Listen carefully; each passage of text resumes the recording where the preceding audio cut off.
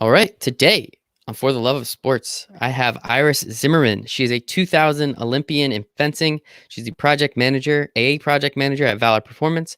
She's also a leadership and performance coach, as well as a public speaker. Iris, how are you today? I'm doing great.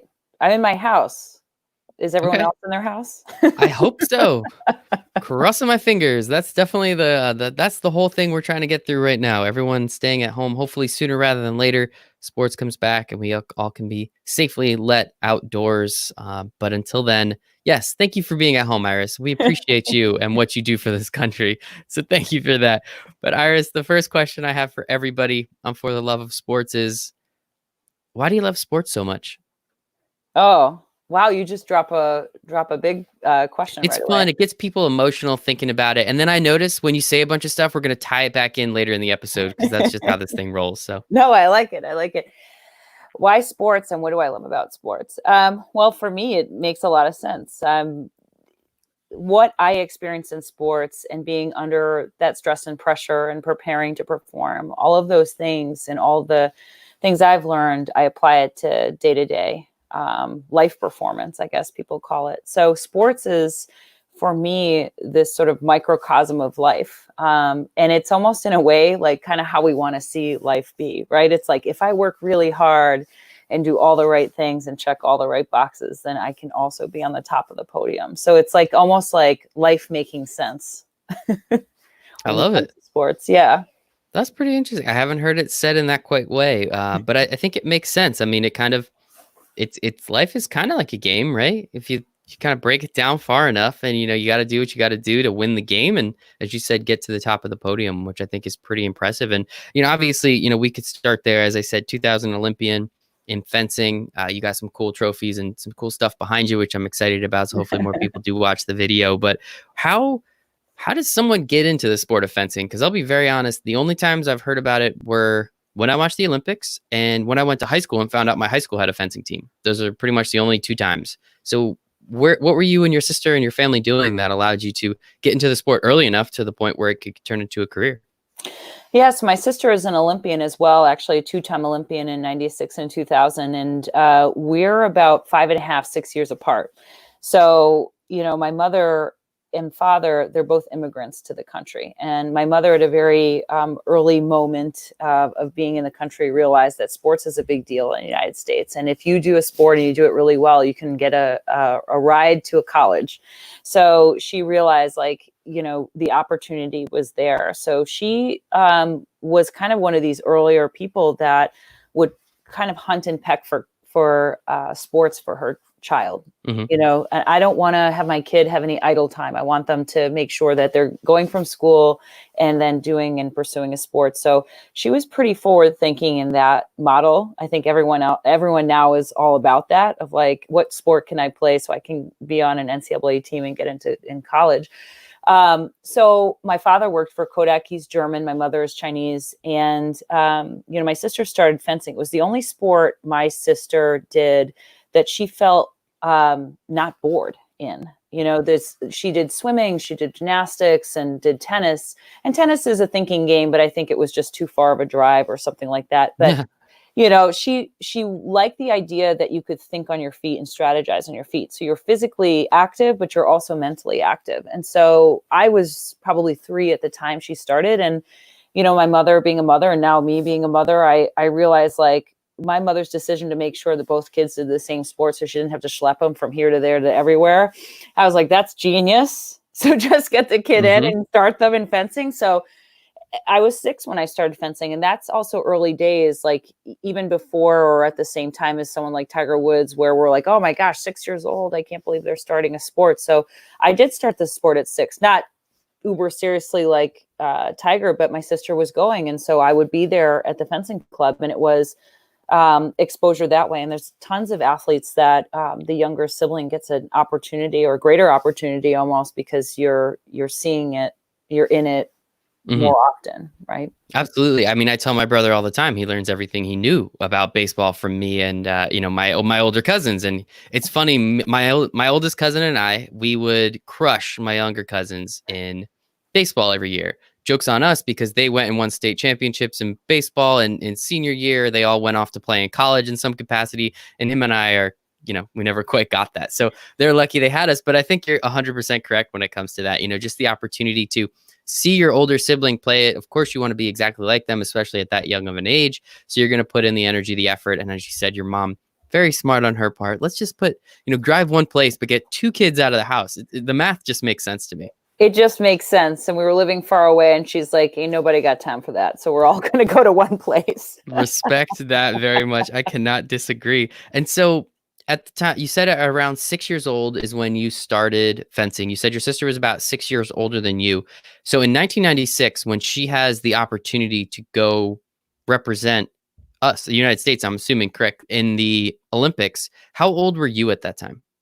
I was about 15 years old. And at the time I had become world champion before that at 14. Mm-hmm. So okay. It was pretty obvious that the trajectory to me and to others that I was going to make a team mm-hmm. at some point. If it wasn't 96, then it was going to be in 2000. I was a very young sort of phenom on the outside. Mm-hmm. My coach at the time also was my sister's coach, obviously, and was a coach of the national team, and actually wanted to have me go as an alternate as well, just because he knew I would be on the next team, right? So mm-hmm. some of that experience, but I was still a little bit too young, and there were also a ton of women who were better at the time or more experienced. Mm-hmm. I was 15, and I got a chance to go to Atlanta. I did all of the prep with her. She went down to Atlanta. We trained all together. And the cool thing, and the reason why, so I just have to go back a little bit, is that the United States wasn't very good at fencing, and now mm-hmm. we're really good at it. And part of the reason was this groundbreaking effort from the coach I had in Rochester, New York, which is where I am now.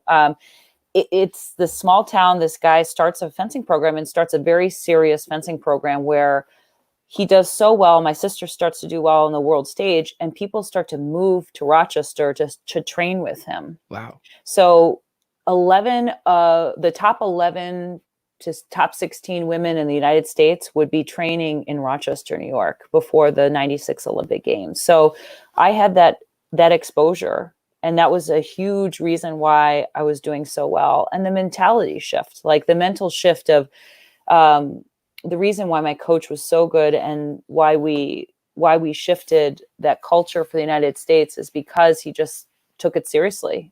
Fencers before that point, they did take it seriously, but no one was really like cross-training, weightlifting, mm-hmm. really pushing themselves, traveling to Europe, living in Europe for months at a time. So we really kind of changed that dynamic. So you were pioneers essentially in the fencing world here in the United States.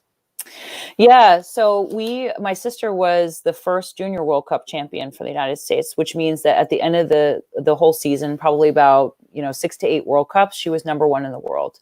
And at that same year, I won the under 17 category world championships, becoming the first world champion for the United States. Wow. And for the United States in any age category and anything. And that's partly due to the fact we just kind of like changed our mindset. We changed mm-hmm. the way we approached training, and we would take time off of school. I mean, there were months at a time I wasn't in school.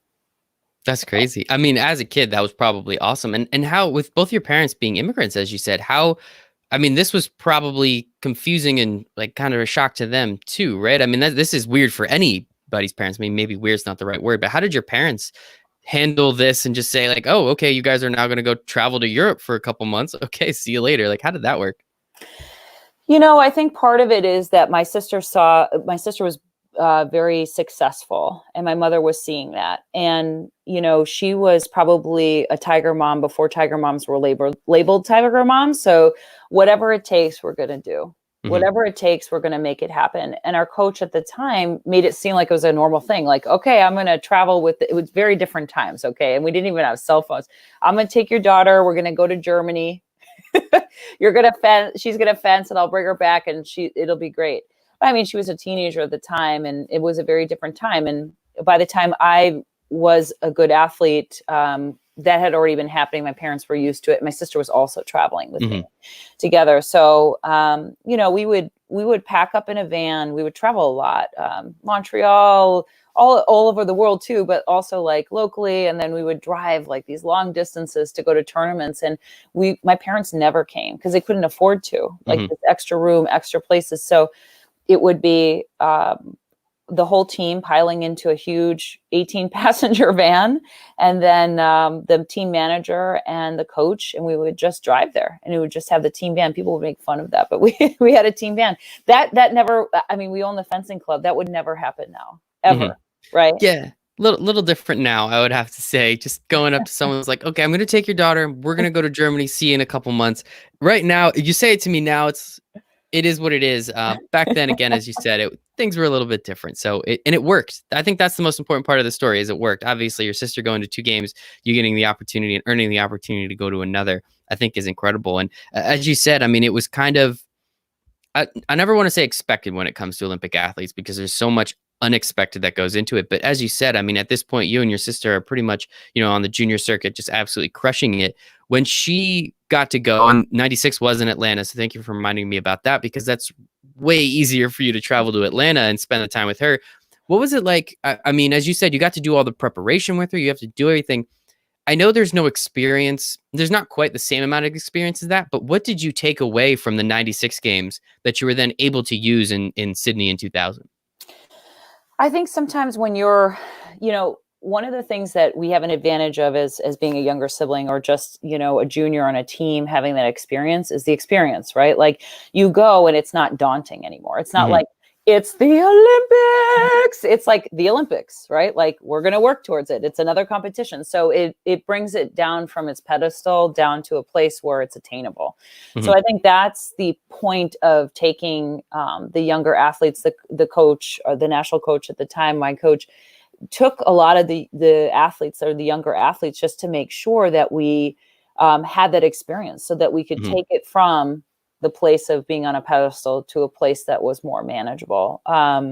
So that was the point of that, right? That's incredible. And also, I apologize. Are you a singer as well? I should have put that in the beginning of the note, but Yeah, I know you're there we trying go. to make fun of me, call me out, but no, No, that I was sing. beautiful. What are Yeah, you right. talking about?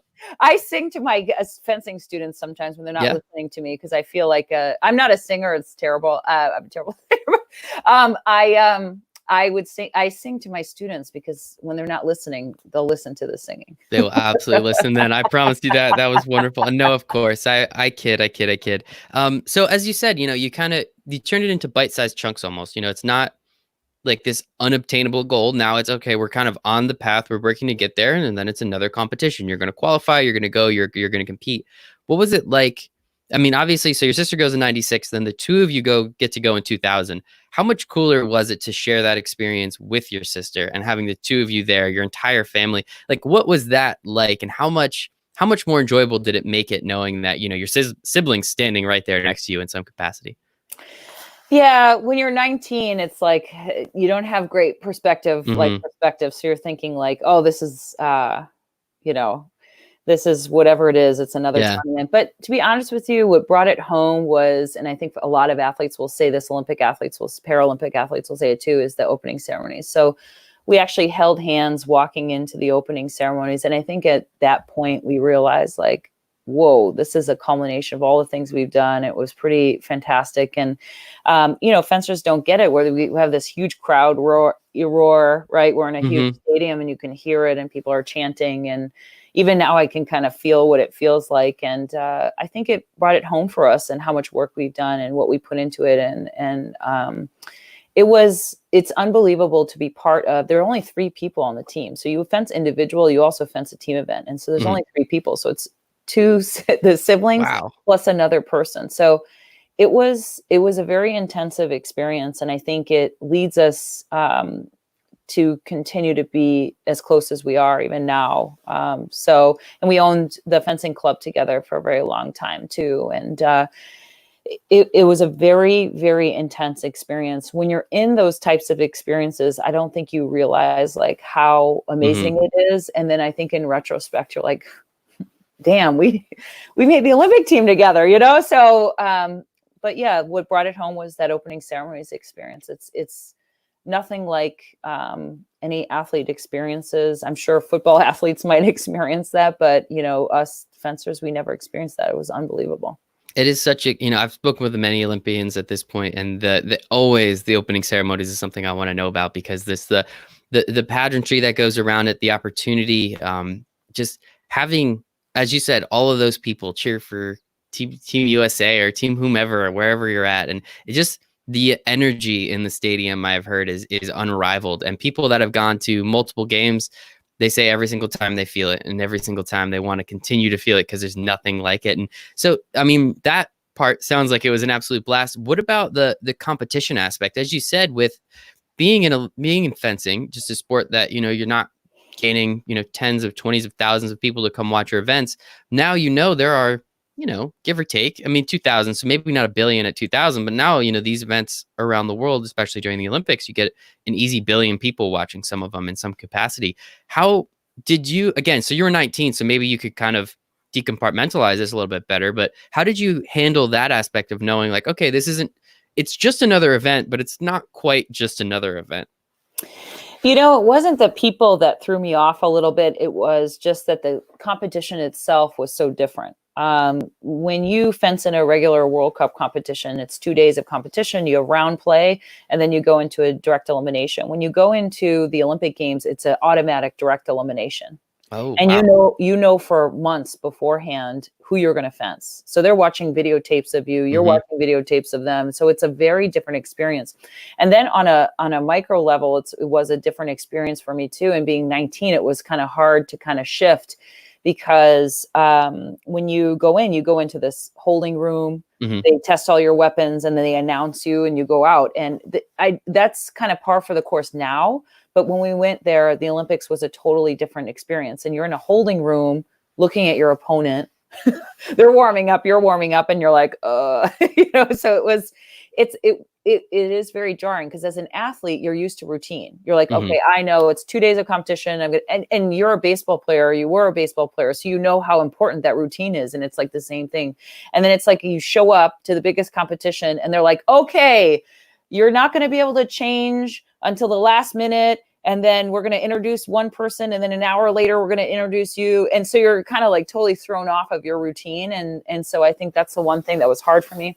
But the team competition went a little bit better, because you do the individual. The team went better also because you have teammates with you, that kind of help you. And we did well. I mean, we did very well, better than other women's foil teams had in the past. And people were kind of hoping we would win a medal. We were hoping we would win a medal, and that was really unprecedented. I mean, Hmm. Americans would never go into the Olympics and be like, we'd be like the fodder a little bit, right? Like, Hmm. be like, oh, once we get through the United States, we're all good, and then that's it, right? So like, we were that team. We came to actually play. And so we did very good job. We made it to the bronze medal stage, and it wasn't the people. It really wasn't that. In the end, we actually lost by 2 touches, and we lost on a penalty, not like we didn't lose on an actual hit or a target hit. It was like a penalty. So that for me was like a little bit kind of annoying.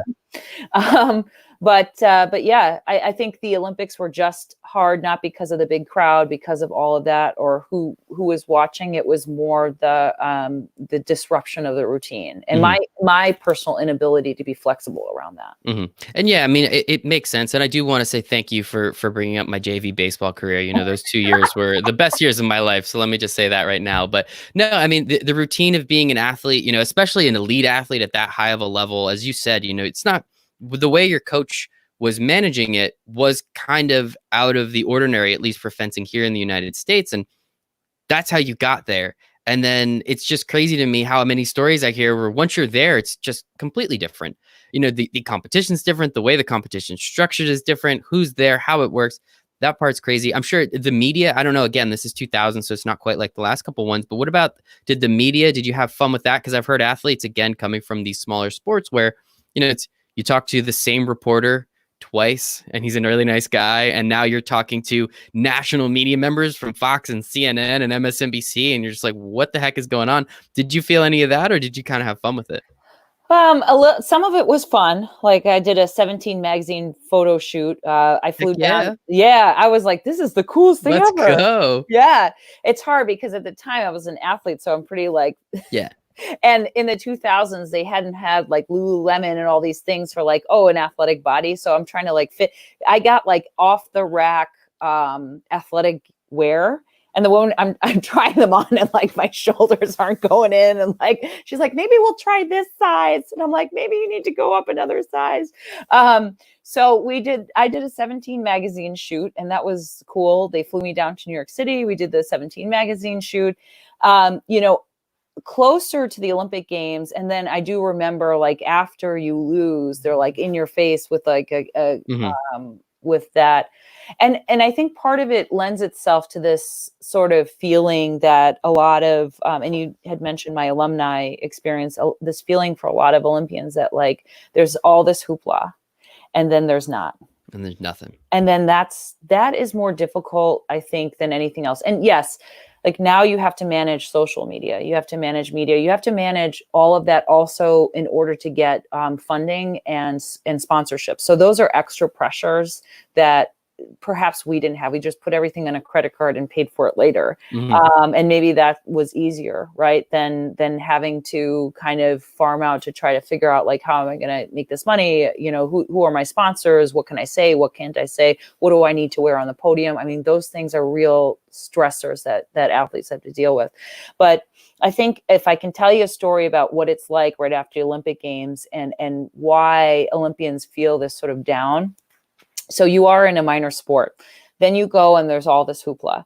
When I was in Sydney, Australia in 2000, I had the credentials and athlete credentials. And if you had an athlete credentials, it was like you're Michael freaking Jordan. I felt Hmm. I was like, I was Madonna. Okay. I was like, I am Madonna. I tell that to kids, you know, in middle Oh, they have school. no idea. They're like, who is Madonna? And I'm like, oh Oh, my God, I'm so old. But anyways, I felt like that. Like I could go anywhere. I'd flash a badge. They want you in all the, okay, let's just say I went to a lot of clubs. So I went to a lot of the clubs. I was going out, you know, going all the places. You're getting in everywhere. You're feeling like a celebrity. And the day of the closing ceremonies, we went out to go out to this club we usually go to, like all the nationals, we all kind of come together. And the guy's like, you do realize the Olympics are over. I don't care who you are. whoa. And that's it. That was Hmm. it. That's what happens. Like it literally is like, that was yesterday. What are you doing for me today? That's it. Closed. Jeez. And, That is, that's that. I mean, like, it's such a cutoff too. It's not like it's a slow decline. It's not like, okay, it's a week out, lady. What are you still doing here? Go home. It's no, like, it's yesterday, the day of, as you said, of the closing ceremony. Sorry, you don't, nobody cares anymore. And that's one thing I hear from a lot of Olympians as well, is just that weird, as you said, the hoopla around it and just the intense feeling. And then, 3 years go by and no one really cares who you are or what you do or how you've been. And now, okay, oh, it's an Olympic year. Let's pay attention again. So it's very weird. I mean, how? So then, how did you then cope with that afterwards? I guess not well. honesty. I appreciate that, Iris. Honesty. You know, that's part of the reason why I'm, And also, I apologize. I don't want to cut you off, but you were also 19 at the time. yes, So you're a not well. teenager. Your head's inflated. Your hormones are going crazy. Nothing makes sense anyway. You're a freshman or sophomore in college. I know you took a couple years off. It's like, how the heck does a teen? It's one thing if it's like a 27-year-old. Okay, maybe you can kind of level back out, but a 19-year-old, you think that's probably going to be the rest of your life, right? It was terrible, I do have to say. And then not only that, like I go from being an Olympian and then I go to Stanford University, where now I'm like the dumbest person in the class, right? Like I'm not saying that I was, but it felt that way, you know, Yeah. like you go from, and there is some cachet like on the oh, that's an Olympian. And there's a lot of, I mean, there's a lot of Olympians at Stanford. Let's just call a spade a spade. I mean, there's a lot of Olympians at Stanford. So you go from this sort of special feeling to like, you've got to be a normal normie, you know, like you've got to go to the like normal life. And it's hard because it was always normal life. It just, in your mind, it was a totally different Hmm. place. And then also don't forget, you're going from like being uber focused on one thing, and your whole life from morning to night is always focused on one thing. So now you're just completely like, who am I? What am I doing? How am I doing this? What happens next? So at 19, I didn't have a whole lot of help. I wasn't, I didn't know about therapy. I didn't know about getting help. Like I just kind of ran through it. It was a big down depression. And I think that, it was very hard for me to get through school. And it's part of the reason I probably went for I went for the 2004 games, was an alternate. There's a long story there, but and then in 2008, going for games that I probably shouldn't have, given so many injuries, and I just needed to move on, and you can't move on. And so you see a lot of these athletes, like they can't move on. Their identity is so wrapped in that. And then you have this euphoria and then this sort of experience. And so you can't let go of that. And so I do think the word identity is super important, is because when you're that focused on a goal, all parts of who you are become that. That's it. I am a fencer. And so it took me a long time to figure out that I am a student at Stanford. I am a fill in the blank. I'm not just one thing. And I do have to say, it just took me a long time.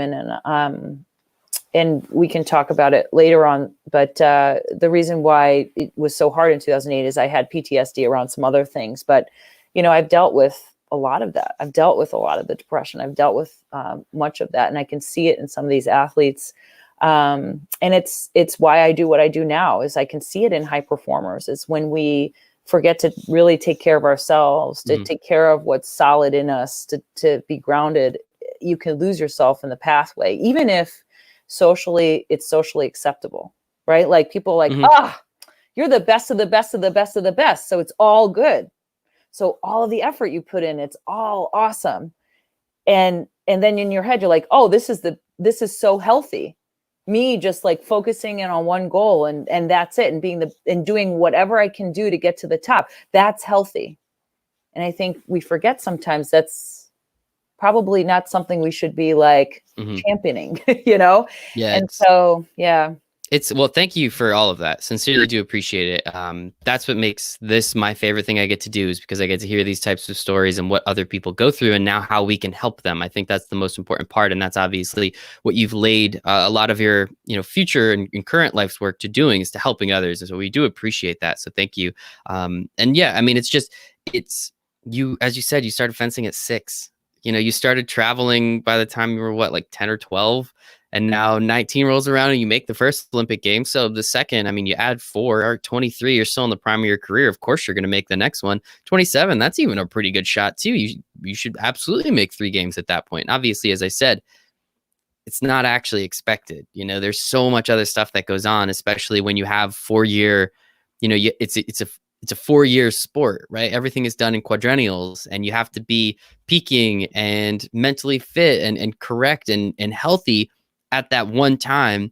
But you also have to make sure you checked all the boxes along the way, which just makes the Olympics, while incredible and we all love it, just that much more frustrating for the athletes that are competing in it. So first, thank you for competing in it. Thank you for that story and being very open and honest with us. I do appreciate that. And then, yeah, I mean, I guess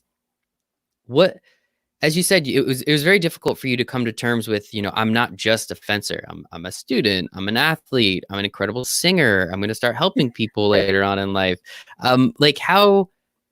What were those next few years like? I know, as I said before, you took a couple years off during Stanford to try for the 2004 games.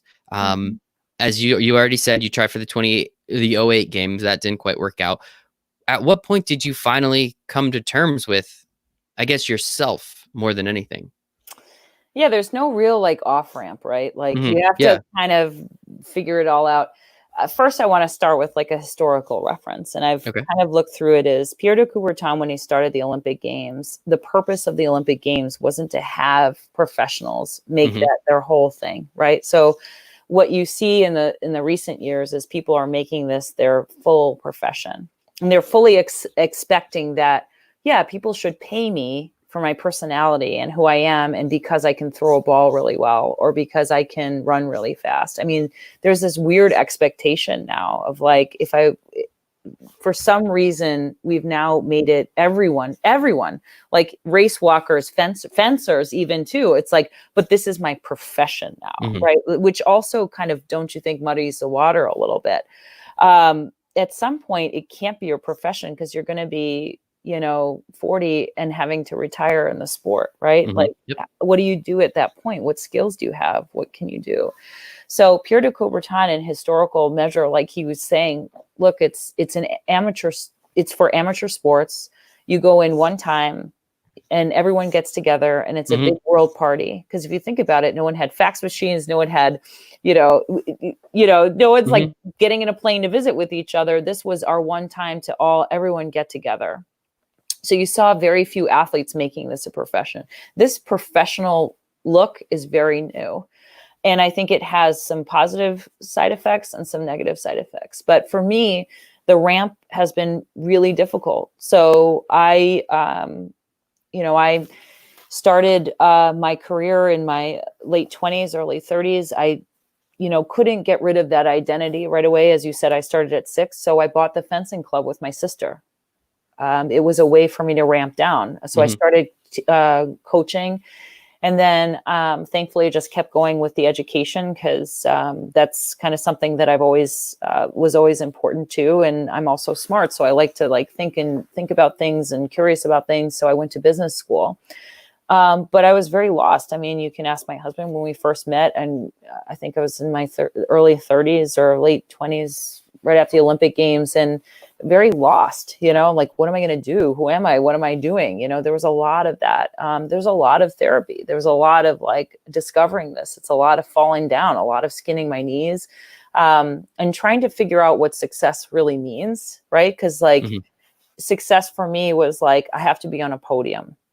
I mean, Christ, how can you live the rest of your life thinking that's the only thing that could bring you success, that can bring you joy? Right. So at some point, your sport is no longer the process and the joy of it. It becomes a profession and a job, and it becomes difficult to manage. So I think when I had my children and my focus was outside of myself, that was a giant switch around. My oldest is now almost 8. And then I found Valor Performance. I think it was a really helpful way for me to know that I had skills that were adaptable and that I could help other people. I really wanted to continue to teach and coach, but I didn't want it to be in fencing or just to be defined by that. And I'm thankful that there was the startup that was out there that I could then apply my skills and apply myself and feel this sort of sense. And then I had to do a lot of thinking about what success means. And I think that introspection for many years, all that therapy, all that thought, really helped me to get to where I am now, to help other people of high performers who are very hard on themselves, perfectionists. I'm a recovering perfectionist. I tell people what's a healthier, more solid way so that you can make room for all different types of definitions of success, right? It's not just, I have to be on top of the podium, or I need to make X millions of dollars, right? Or I need to be the best sportscaster, or I need to have the best YouTube channel ever. It's really interesting. It's been a very long road, long road. Well, of course. I mean, they're all the roads. We want them to be long, right? Because that means we're alive and we're doing stuff. So I think that part's very important. But I really, I do want to touch upon the 2 Olympics that unfortunately you did not get to go to. But I also, buying that fencing gym club, however you like to say it. I apologize, I don't know the correct vernacular in fencing, but as you said, that was kind of your way to get on that off ramp. It was kind of your way to downshift a little bit and kind of say okay, I'm still within the sport, but it's not quite at the same level. Now I'm helping other people. So you can see already you're starting to transition to what you're doing now a little bit more, as you already alluded to. How you owned it with your sister, if I'm not mistaken, correct? Yes, she still owns it now. Oh, okay. So is it the same one that you guys worked at in Rochester? Or was it just full circle 100%? Yeah, so we actually grew up in Rochester, New York, fencing at the Rochester Fencing Center, it was called at the time. And then I came back to train for the 2018 with a different coach. And I didn't make the team, and the club itself needed help. to revive it to a new place and needed a new owner. So I called I hadn't made any money. I was a poor Olympic athlete. So my sister was working at the time in Dubai, actually. And I called her up and I was like, we got to do something. We got to get this club back and running. And to be honest, I was like, oh, in 3 years, I get my MBA, I move on, I do this and this. And, and we ended up owning it together for about 9 years. And then this past year in 2019 is when I left the club. I still coach young children there, but my sister now owns the fencing club. Very cool. And it's such a nice way, again, the one that you grew up in essentially, right? And now you're able to help other kids grow up in it and, give them that opportunity that you had, which is pretty darn cool. So I really did want to just touch upon that for a little bit. So with Valor, what exactly is Valor and what exactly do you do there? Yeah, so Valor Performance is a startup that started in 2017. It's out of Boston, and we provide performance coaching with a platform as well, and everything's remote. We connect high performance coaches, with professionals, and we help them deal with stress and pressure. So giving things like emotional agility, mental agility, emotional flexibility, optimism, conditioning. We have 6 sort of core principles. And basically it's a lot of using sports psychology concepts and then kind of reframing them for the professional world. I've really gotten a lot out of working with people in the healthcare profession. We started a new contract with that last year, and that's been really, really fruitful for I've really enjoyed it. And so the startup keeps growing, and then I've kept growing professionally. So I coach there. I've been taught how to coach there, and I'm currently getting an International Coaching Federation certification. But I also do project management for them. So I'm in all parts of the startup, learning, customer success, learning different pieces of, today I spent the time on the phone with the engineers, and the product and the coaching side. So it's been very interesting. And for me, it was also great because a lot of the coaches are Paralympic and Olympic athletes that have retired. Wow. And some of them haven't. One of them is a 2-time Olympic gold medalist, Karin Davies, and she's currently training for the Tokyo Games. So a lot of us have backgrounds in elite sports and have been elite athletes or professional athletes. There are people who have just, been executive coaches, not just, but executive coaches and high-performing coaches. So I think the difference is when I tell people about it, they're like, oh, you're training athletes how to perform. And I like that. And I really enjoy it, but it seemed not as challenging as helping professionals, because professionals have to handle so much more. I mean, athletes, and I hate not to put athletes down because I've been one, but it's very singular minded, right? Like you can wake up every day and tailor your food, your thought, your being, your every single thing, every cell in your body can be tuned for one thing. You're tuning a high performance sports car for a race. Okay. So what's different is if you got professionals who need to balance all the things, my relationships, my professional career, how to manage moving up the professional ladder, how do I manage my emotions on a day-to-day so I can come home and pivot to my kids, and how do I be more present? So, it's for me, it's almost a bigger challenge to take some of these concepts and help people and help them feel like they're a high performing vehicle moving forward. So they can see themselves as a high performance sports car as you saw yourself, right, Iris? Yeah. So with that, out of curiosity, so you make the point that it's almost, and again, I'm going to use your words, a little bit more difficult for professionals to do something like this.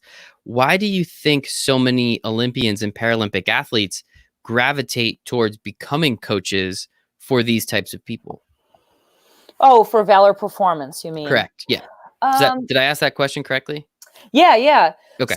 So we have Olympians and Paralympians that have transitioned to being coaches. So a lot of us, there are a lot of Olympians and Paralympians who are not going to be great coaches. And I think a lot of times when you're really, really good at something, you're kind of a freak in the Hmm. sport, right? Like, Hmm. and there's a book Outliers. There's another book Oh, love about, that book. Yep. yeah. And there's also another book, and I'm forgetting it now, where it talks about like what makes a difference between a really crazy good athlete and then someone who's good, but like Hmm. not like the top level or pro level, is that they have these like differences in body, right? So Hmm. like athletes have physical gifts and gifts, really high level athletes. So it's really hard for them to train other people, because it's like, why can't you do it like I do it? And Hmm. that's, I Yeah. kind of started like Hmm. that too. Is like, why can't you do it like I do it? But I think the athletes that sign up eventually and become good coaches, and the ones that are at Valor Performance, is that they've actually struggled a lot. Hmm. There's a lot of struggle in their career. And I'm saying that even for a 2-time Olympic gold medalist who's part of our group, is they struggle a lot. So they have to kind of like step back, and they've had to like look at their game plan. How do I deal with my mental game? How do I keep pushing myself? How do I keep performing at the top level? How do I sustain that performance? How do I continue to care? How do I continue to keep going even after this injury? So a lot of the athletes that will be coaching are ones that have had quite a bit of struggle in their career, because they've had to do that work. Hmm. And so with that, with kind of almost hopping back into your story a little bit. So you were a coach at a fencing club, right? You owned it. You were a coach there. Obviously, you're still a coach there. You then went and you started to coach high performance professionals and what they're doing there. And as you brought up the mental aspect, and now I kind of want to go back to those two Olympics, that '04 and '08. What what happened? Why did you not, like, tell me a little bit about those stories, and I guess why you didn't make the team? I mean, it's probably not a fun thing to talk about, but I mean, if you want to talk about it, I'm definitely curious. Like, what was going on, especially after that first games, as you said, after being literally on top of the world, doing whatever you want to do, and then it all come crashing down in heavy air quotes. How did you then go about those next few years in the run up to the '04 games? And then after being in the alternate, how did you then handle those next 4 years to get to the '08 games? How did that kind of time period come out? Yeah, I mean, it's not a difficult question for me anymore. I always tell people, don't worry, I've had enough therapy. It's all right. No, but it's actually something that's important. And it's something that drives me still. And the other day I was actually thinking about that in a coaching class, because, and I'm not going to go off in that tangent, but I had a coach who was extremely like old school tough, like Hmm. almost at this point you could say abusive, Hmm. and it was mental, and then just driving us very hard. There was no like resting. It was just like, work, and then if you weren't perfect, then you were punished. So it was this sort of like perfection plus punishment cycle. Hmm. And when you're a younger athlete, it's really, and then on top of that too, is like when you have a coach like that, you're always performing for that person. You're never really like performing for yourself or setting your own standards, setting your own success levels of success and what you want out of it. And so I actually in 2004, he was still my coach, and I had moved down to New York City, and only one person made the Olympic team. And a lot of stuff happened where I just lost trust in him, and it felt like he lost some trust in me. But I think in hindsight, I think he lost trust in, he didn't know how to coach outside of his comfort zone. Hmm. But I took that to mean I must not be very good and I can't do it. So I actually didn't make the team by 2 touches. Again, 2 touches? That's twice Yeah, now. Oh my goodness. that's how my life goes. Oof. So it actually came down to me going to St. Petersburg, and I had to make it to the next round, and it was 15-13, the match end. And I was the expected person to go at the time, and I was on top for a long time, and part of it too was a disappointment, and huge for me, because the person I was competitive with, she had asked him to coach.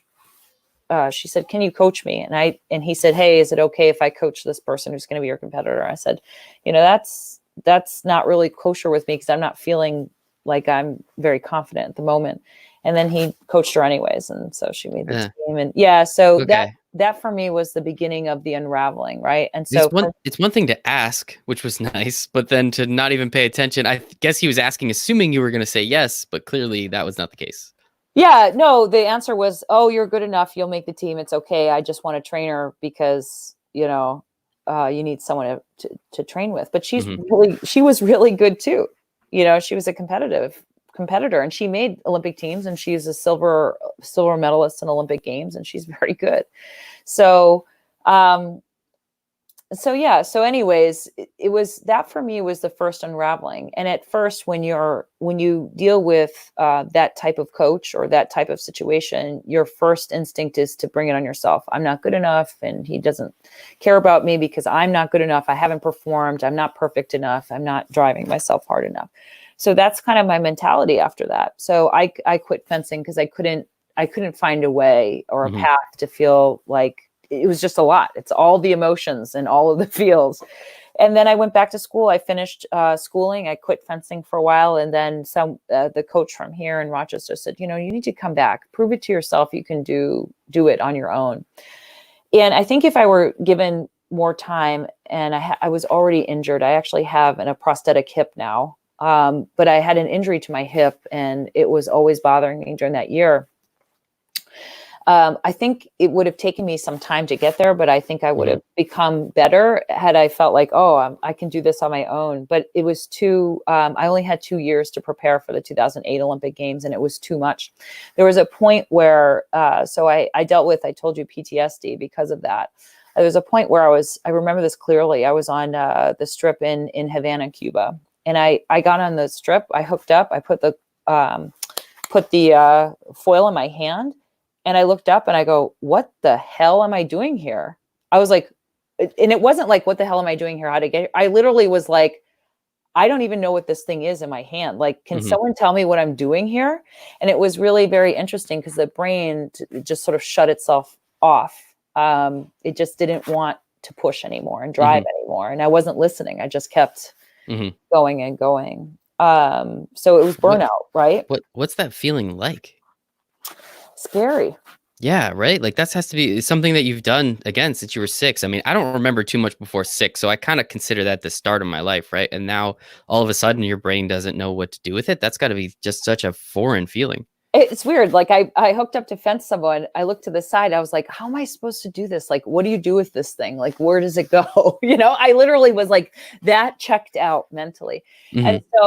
And then you're trying to deal with, when you're at the point in PTSD, when you're taking medication, you're also trying to regulate hormones. You're trying to regulate your mind.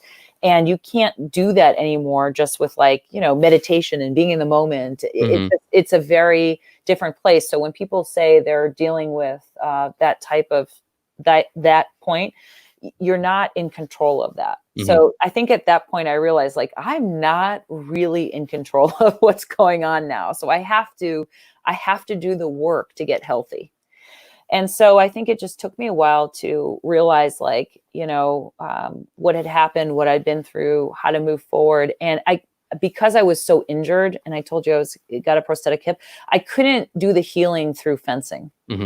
I couldn't do it through physically, like going to competitions and making myself feel better that I can do it without him. I had to actually do it in another way. I had to decide what success was. I had to decide what it meant to work through this. And then I had to decide what my goal was at the end, is maybe to help people that have been through this. And I don't want to go off too much of a tangent, but yesterday yesterday actually, when I'm training for my coaching certification for professional coaching, not for sports, but for professionals. And they showed a video. And this is how to sum up what happens when you have a coach like this. There were 2 people, it's performance coaching, and there were 2 people trying to learn, novices at golf, trying to learn a golf swing, how to hit a golf ball. One person was a golf pro teaching this one guy, and then one person wasn't a golf pro and just a coach teaching the woman. The golf pro was talking a mile a minute. Okay, hold it here, put your hand here, do this, now stand here. You got to have your feet like this. You got to have your feet it was just a constant talking. So it was, the guy never really kind of figured it out. He was just following the directions. Now, the woman who was being coached, the guy was like, okay, how does that feel when you hold it? She goes, well, it feels uncomfortable here. Okay, what would you like to adjust? He says to her. So what happens is that when you coach in that way, you're giving that person and empowering them in their response, and you're making them responsible for their training, and you're giving them the empowerment of success. Whereas when you're telling someone what to do, and it was really interesting because the person said, when you're that kind of coach that sets the level of what I'm saying and how I do it is the only way to do anything, then your level of success is only as where this person is. You're never owning that success. It's only this person's success that you're trying to achieve. When you really are empowered to be your own student, then you own your success.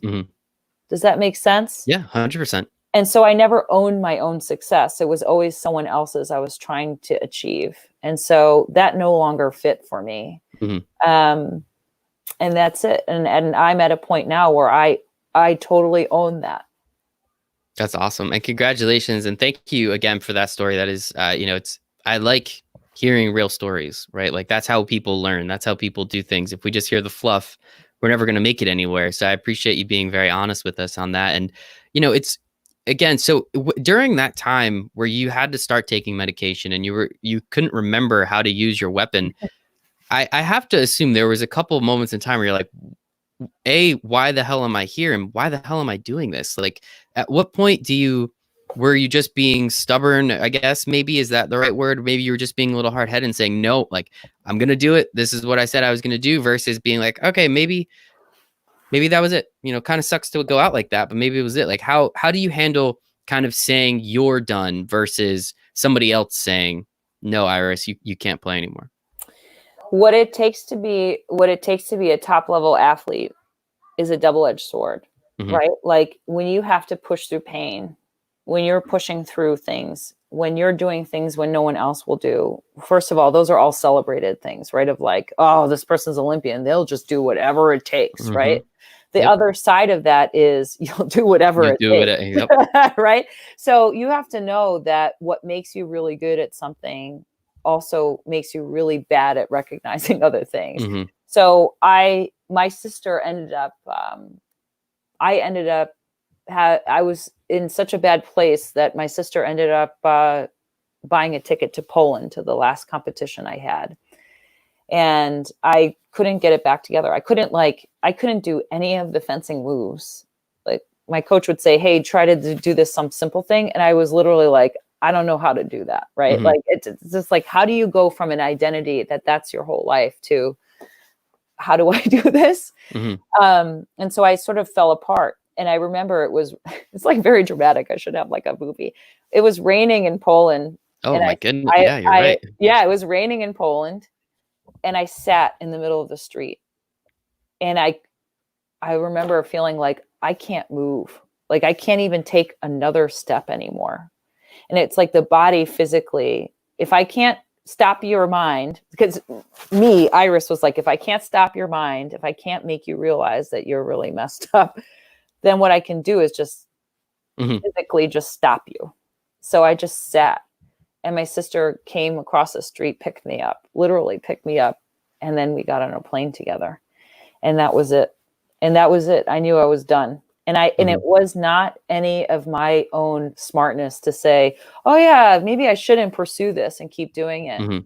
It was, I'm going to keep doing this until something really bad happens to me, because I'm not going to be able to say no anymore. And again, that's the double-edged sword. We want to celebrate this really strong piece of people, but you have to know that the other side of that, when it's too much, what happens. Yeah. And that you're 100% correct. It's just that it's strong-willed, right? Or it's stubborn, right? Like that is that double-edged sword. Like whether it's strong-willed, if you got through it and you overcame the odds and you did everything, and it's stubborn if, what are you doing? Like, stop, you're past your prime. So it's very interesting. And I think the media, it's an interesting way of going about it. And again, and not to make light of a situation, but was there like a really loud clap of thunder and then like this perfect bolt of lightning that went across the sky or anything? At some point there should have been. It was like so dramatic, and sounds like Shawshank kind of. You know what? I was like, when I make my movie, But I was just thinking too, what I've learned, and I don't want to leave people with this, like, it doesn't work out or whatever. What I've learned is that, like, when you want to be really, really good at something and stay on top of the podium,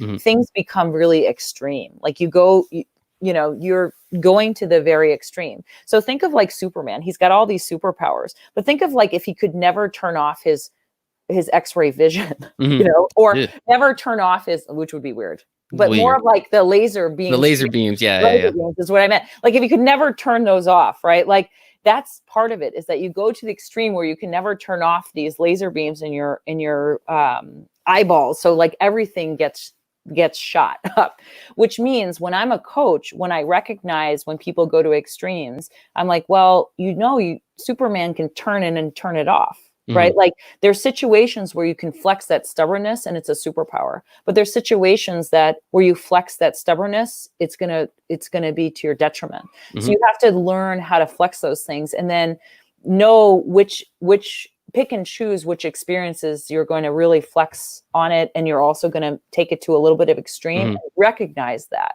So you need that level of self-awareness. So that's what I meant about it, is like, I just didn't have control of the superpower of stubbornness. Yeah, it's self-awareness. You bring that up. That in itself is a superpower. If you can harness that and be able to figure out how your self-awareness works. And I mean, there's a couple other things, but you're kind of giving side eye. So I assume someone else is in the room potentially. Do you have to get going, or do I have like two more? You have time. I just was Okay. wondering if my child was on the corner. Well, okay. Only a couple more questions. I do want to, and then so again, you bought that fencing club. You were able to kind of ramp down your fencing career that way. As you said, you're still in it. It's a sport you've been doing your entire life, so of course you're going to do it. But I also just wanted to touch upon the other things. Writing for a magazine, which I saw, which is pretty darn cool. You did that for a little while. You started public speaking. At what point, and then obviously with the leadership and performance coaching, all of this did happen during that 9-year period, if I'm not mistaken, where you were owning the gym. So at what point did you start to realize or decide, like, hey, I'm going to start, I was a fencer. Now I own a fencing gym and I'm a fencing coach. At what point did you decide to kind of, start to spread the trees a little bit and start to see, like, where else can I start to move out into and branch off into to kind of just diversify myself as a human more? Yeah, I do a little bit of public speaking, but now as a coach, it's more like facilitating conversations. I've never been an athlete that likes to I've never been someone super comfortable telling my story like up on a stage. I mean, this for me makes sense. It's great. And I do commentary for that basic reason too, is I can talk into a mic and I don't need to be in front of a ton of people. Writing the articles, writing has always been pretty therapeutic for me. So I've always had all these little things that I like to do. And as I said, I really took time to really think about things that I could branch out in. So I would do little things here and there. Is that what I want to do? Do I want to talk in front of people? Do I want to do commentary? Do I want to write?